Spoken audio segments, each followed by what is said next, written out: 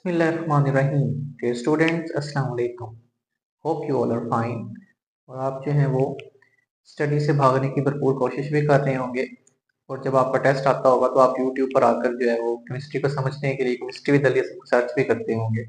और यहाँ से आप अंडरस्टैंडिंग लेके जाकर अपने टेस्ट के अंदर अच्छे मार्क्स भी लेते होंगे। मुझे इस चीज़ का पूरा यकीन है कि आप इन टिप्स पे अमल भी करेंगे। जो बच्चे नहीं देख रहे वो यूट्यूब पर जाकर सर्च करें और मेरे चैनल के अंदर से जो कंटेंट यहाँ पर अपलोड किया जाता है केमिस्ट्री को इजी करने के लिए उसको सुने और अपनी केमिस्ट्री को स्ट्रॉन्ग करें। क्योंकि जो लाइफ की केमिस्ट्री है वो तो हमारी वैसे सेट नहीं हो पा रही।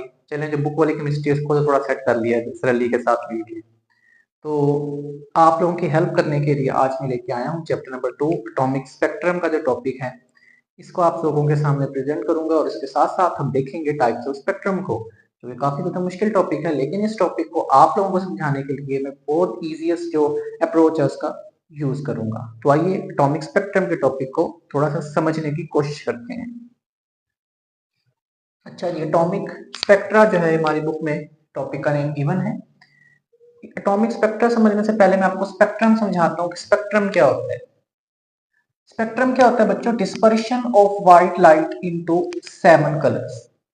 व्हाइट लाइट क्या होती है? बल्ब से आने वाली जो रोशनी है उसको भी हम व्हाइट लाइट कह देते हैं।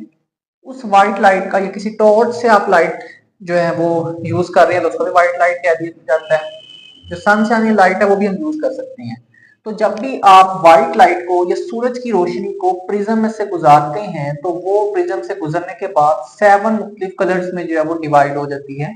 डिस्पर्स का मतलब होता है बिखर जाना। तो रोशनी का 7 मुख्तलिफ रंगों में बिखर जाना या तकसीम हो जाना, this is called spectrum.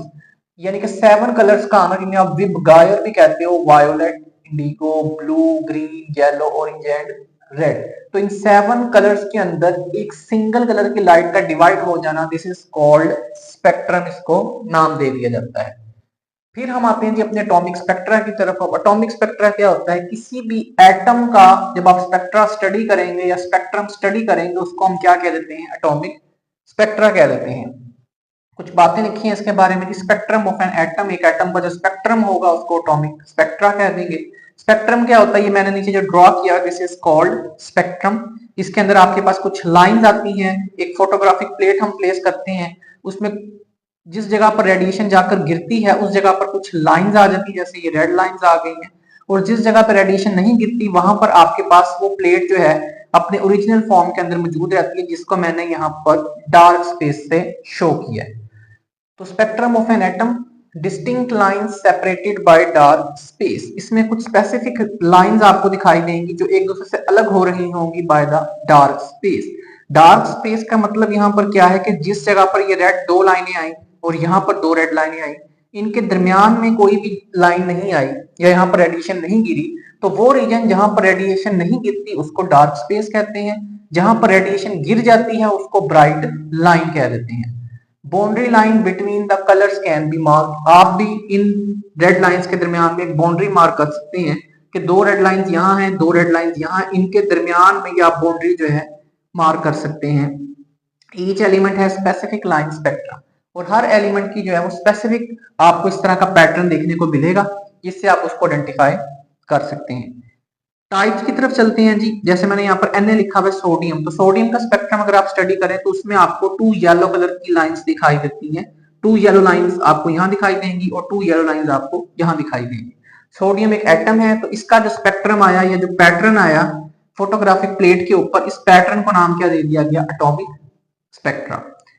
Types की बात की जाए तो एटॉमिक स्पेक्ट्रा की 2 टाइप्स होती हैं। One is atomic emission spectrum, second one is atomic absorption spectrum.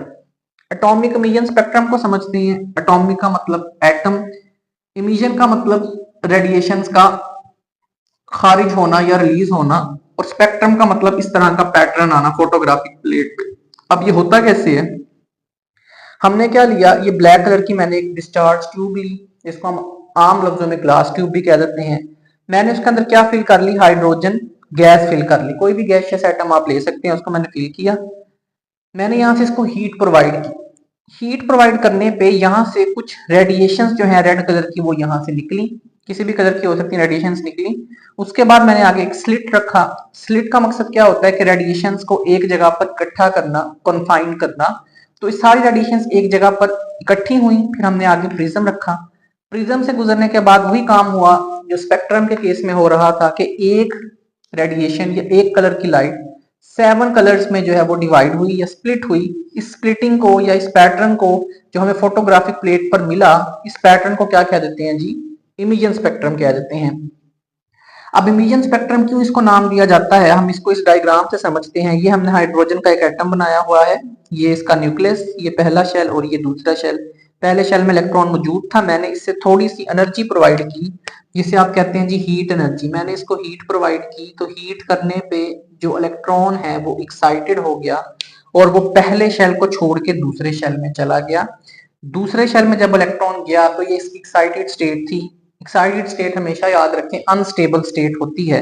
जैसे आप खाना खा लें या कोई एनर्जी ड्रिंक पी लें तो आपकी एनर्जी बढ़ जाती है, आप एक्साइटेड हो जाते हैं, लेकिन उस केस में आप स्टेबल नहीं होते। फिर आप कोई वर्कआउट करते हैं, आप रनिंग करते हैं, रनिंग करने के बाद आपकी बॉडी की एनर्जी कम हो जाती है और आप अपनी जो नॉर्मल स्टेट में आ जाते हैं, वो आपकी स्टेबल स्टेट होती है। तो हाइड्रोजन भी एक लम्हे के लिए एक्साइटेड हुआ स्टिंग पीने के बाद, लेकिन फिर उसको याद आया कि मैं यहाँ पर अनस्टेबल हो गया हूँ, तो उसने क्या किया कि जो स्टिंग पी थी वो उसने वोमिट करके बाहर निकाल दी। तो अब जो इसने एनर्जी यहाँ पर एब्जॉर्ब की थी पहले शेल से दूसरे शेल में जाने के लिए, वही एनर्जी ये दोबारा रिलीज करेगा।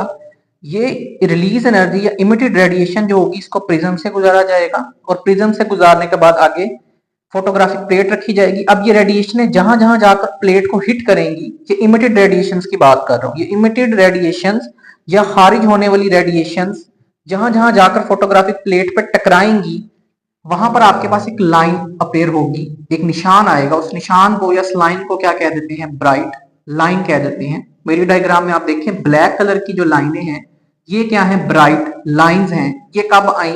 जब हाइड्रोजन एटम ने अपनी जरूरत से ज्यादा जो एनर्जी एब्जॉर्ब की थी उसको जब इमिट किया, तो इमिटेड रेडिएशन किस फॉर्म में आ गई? ब्राइट लाइंस की फॉर्म में आ गई। ब्राइट लाइंस कब बनी? जब इमिटेड रेडिएशंस ने प्लेट के ऊपर जाकर हिट किया या टकराया, तो वहां पर एक मार्क या निशान आ गया। कुछ जगह ऐसे भी हैं बच्चों जहां पर आपके पास ये इमिटेड रेडिएशन जो है वो जाकर प्लेट पर नहीं टकराएगी। जहां नहीं टकराएगी उसको मैंने रेड कलर से शो किया है, वो आपका क्या कहलाएगा? Dark background. तो इमिटेड रेडिएशन प्लेट पे जहां जाकर टकराएंगी वहां पर एक ब्राइट लाइन आएगी। जिस जगह पर रेडिएशन नहीं टकराएंगी वहां पर हिस्सा प्लेट का डार्क रह जाएगा, उसको हम कह देते हैं डार्क बैकग्राउंड कह देते हैं। तो ये होता है इमिजन स्पेक्ट्रम। इमिजन इसलिए नाम देते हैं कि हाइड्रोजन का इलेक्ट्रॉन जब एक्साइटेड स्टेट में जाता है, दोबारा नॉर्मल स्टेट में आने टाइम जो एनर्जी वहां से वो इमिट करता है, वो इमिटेड रेडिएशन जब प्लेट पर जाकर टकराती है तो एक स्पेक्ट्रम या ब्राइट लाइंस बनती हैं। इस वजह से इसको नाम क्या दे दिया जाता है? इमिजन स्पेक्ट्रम का। ये सारी डायग्राम की कहानी थी। अब बुक की रटी रटाई डेफिनेशन पे आ जाते हैं। होप सो अब चीजें क्लियर हो रही होंगी आपको।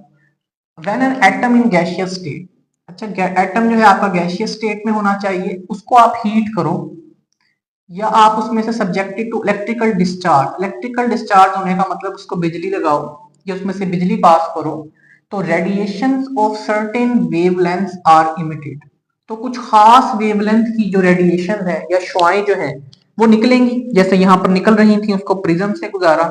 इन्हीं शुआओं ने आगे जाकर प्लेट पे जहां जहां हिट किया वहां पर आपको ब्राइट लाइंस या ब्राइट स्पॉट्स नजर आए। जहां ये नहीं टकराई वहां पर हिस्सा डार्क रह गया, that is called dark background. Photographic plate अगर आपने देखनी हो तो बेस्ट एग्जांपल है, अब तो खैर आती नहीं है, पहले आपके पास जो 90s के एल्बम्स होते थे वो कभी देखें अपनी दादी माँ नानी माँ की, वो ब्लैक कलर के एल्बम्स होते हैं, उसमें वहां से तस्वीरें नजर आ रही होती हैं तो बंदा देख के डर जाता है, साए बने हुए होते हैं। तो वो जो उनके पास एल्बम होता है जिसमें ऐसे पट्टियां बनी होती है, that is called photographic plate. वो फोटोग्राफिक प्लेट भी उस तरह की होती है, ब्लैक से कलर की। आप एक्सरे देख लें, एक्सरे जो आपके पास आता है रिजल्ट की फॉर्म में, वो भी आपके पास फोटोग्राफिक प्लेट की तरह ही कंसीडर होता है। तो खैर उसको भी आप देख सकते हैं, वरना गूगल पर जाकर सर्च करें फोटोग्राफिक प्लेट, वहां पर भी आपको समझ में आ जाएगा कि फोटोग्राफिक प्लेट होती कैसी है। और उसके ऊपर जहां हिट करती है निशान आता है एक रोशन नुमा, वो ब्राइट लाइन होती है, और फोटोग्राफिक प्लेट ब्लैक कलर की होती है, जहां हिट नहीं करेगी वो डार्क ही रह जाएगी। सेकंड टाइप है एटॉमिक एब्जॉर्प्शन स्पेक्ट्रम। एटॉमिक का मतलब एटम, एब्जॉर्प्शन का मतलब जब वो एटम किसी रेडिएशन को या एनर्जी को एब्जॉर्ब करेगा, उसके नतीजे में जो पैटर्न आएगा दैट इज कॉल्ड स्पेक्ट्रम। अब होता क्या है, हमने एक ठंडा गैस का सैंपल लिया, लेट से हाइड्रोजन कोल्ड स्टेट में ले ली, उसके ऊपर मैंने टॉर्च लेके जो है ना लाइट मारी, तो व्हाइट लाइट मारी, अब हाइड्रोजन के कुछ जो ये टॉर्च हैं, कुछ रोशनी जो है वो हाइड्रोजन के एटम्स ने एब्जॉर्ब कर ली होगी अपने अंदर, और कुछ जो है वो उन्होंने एब्जॉर्ब नहीं की होगी। जो एब्जॉर्ब नहीं की होगी इसको हम कहते हैं ट्रांसमिट लाइट। क्या कह देते हैं जी? Transmit light. ये मैंने ब्लैक ये छोटी छोटी लाइनें बनाई हैं जी, ये ट्रांसमिट लाइट है। ट्रांसमिट लाइट आगे स्लिट में से गुजरती है, कन्फाइंड होने के बाद प्रिज्म में से गुजरती है, प्रिज्म से गुजरने के बाद आगे फोटोग्राफिक प्लेट रख देते हैं। अब होता क्या है कि जो रेडिएशंस या जो लाइट यहाँ पर हाइड्रोजन एटम्स ने एब्जॉर्ब कर ली है वो तो फोटोग्राफिक प्लेट पर नहीं टकराएंगी। वो फोटोग्राफिक प्लेट पर नहीं टकराएंगी तो वो आपके पास वहां पर कोई लाइन भी अपेयर नहीं होगी। लेकिन जो ट्रांसमिटेड लाइट है जो उसने एब्जॉर्ब नहीं की वो तो आगे जाके फोटोग्राफिक प्लेट पर टकराएगी। जब वो टकराएगी तो जिस जगह पर टकराएगी वहां पर एक डार्क लाइन आ जाएगी। क्या आ जाएगी बच्चों? एक डार्क लाइन। ये ब्लैक कलर से बना रहा हूं ताकि आपको समझने में आसानी हो। वहां पर क्या आ जाएगी? एक डार्क लाइन आ जाएगी। ये डार्क लाइन कौन सी है? ये है बेटा जी आपके पास ट्रांसमिट रेडिएशन, यानी कि जो लाइट हाइड्रोजन ने एब्जॉर्ब नहीं की थी हम इसको ट्रांसमिट लाइट लिख देते हैं, रेडिएशन से आप कंफ्यूज ना हो। तो ट्रांसमिट लाइट जो है जो गुजर गई, इसमें से गुजरने के बाद जाकर वो प्लेट पर टकराई, जिस जगह पर टकराई वहां पर एक डार्क लाइन जो है वो अपेयर हो गई, और जहां पर नहीं टकराई वहां पर आपके पास बैकग्राउंड क्या रह जाएगा? ब्राइट रह जाएगा। तो ये व्हाइट कलर का जो हिस्सा रह गया है, यहाँ पर रेडिएशन नहीं टकराई, तो इसको आप क्या कह दोगे? इसको आप कह दोगे ब्राइट ब्राइट बैकग्राउंड कह दोगे। क्लियर? तो एब्जॉर्प्शन स्पेक्ट्रम में क्या देखा कि हाइड्रोजन ने जो लाइट एब्जॉर्ब कर ली थी वो तो फोटोग्राफिक प्लेट तक नहीं पहुंच पाई, और किसका वजह बनी? ब्राइट बैकग्राउंड की। और जो इसमें से गुजर गई, ट्रांसमिट हो गई, ट्रांसमिट होने के बाद वो जाके आगे फोटोग्राफिक प्लेट से टकराई, जहां टकराई वहां एक डार्क लाइन आई। तो इसमें क्या होता है? Dark line against bright background आ जाता है आपके पास। डेफिनेशन देखें जी, व्हेन कोल्ड गैसियस सैंपल, आपका जो सैंपल है वो कोल्ड फॉर्म में होना चाहिए, हीटेड फॉर्म में हम नहीं लेंगे, क्योंकि अगर हीटेड फॉर्म में लेंगे तो फिर कौन सा फिनोमिना हो जाएगा? इमिशन स्पेक्ट्रा वाला फिनोमिना हो जाएगा। वो सारा फिर वही काम होगा कि एक्साइटेड स्टेट में आपका इलेक्ट्रॉन चला जाएगा, वो अपने ग्राउंड स्टेट में जब आएगा एनर्जी इमिट करेगा, इमिटेड रेडिएशन जो है वो आपको bright lines against dark background दे जाएगी।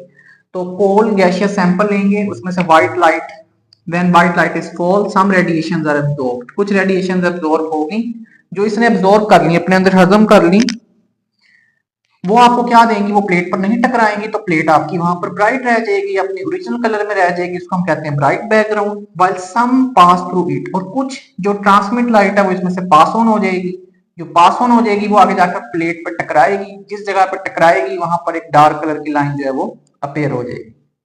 तो this is called atomic absorption spectrum. जो बनता कब है? जब हाइड्रोजन का जो एटम है कुछ रेडिएशन को एब्जॉर्ब कर लेता है और कुछ को गुजरने देता है। तो एब्जॉर्ब रेडिएशन ब्राइट बैकग्राउंड देती है, और ट्रांसमिट लाइट या ट्रांसमिट रेडिएशन डार्क लाइंस देती है।